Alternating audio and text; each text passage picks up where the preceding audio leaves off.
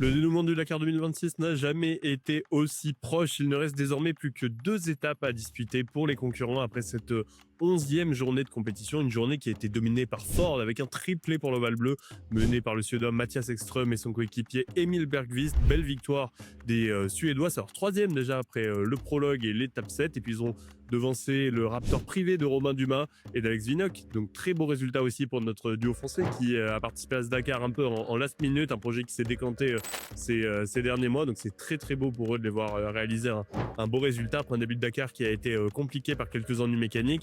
Et puis 3e place pour Carlos Sainz. Donc est-ce que ça suffira à redonner le sourire à Ford? Peut-être pas, puisque Mattias Ekström, Carlos Sainz et Romain Dumas sont d'ores et déjà éliminés de la lutte pour la victoire finale. À l'inverse de Nani Roma, qui est un peu le vainqueur de cette journée. Il est 2e du général, Nani Roma. Il est repassé devant Enkla Tegan. Il est désormais à 8 minutes de Nasser Al-Attiyah. Ça risque d'être très compliqué à la régulière d'aller le chercher. Mais enfin, on ne sait jamais, puisque personne n'est à l'abri d'incidents techniques, d'ennuis mécaniques. Et c'est Enkla Tegan aujourd'hui, justement, qui en a fait les frais. Enkla Tegan qui a été arrêté une grosse heure aujourd'hui pour un souci à l'arrière de son Toyota Hilux, sur le moyeu arrière plus précisément.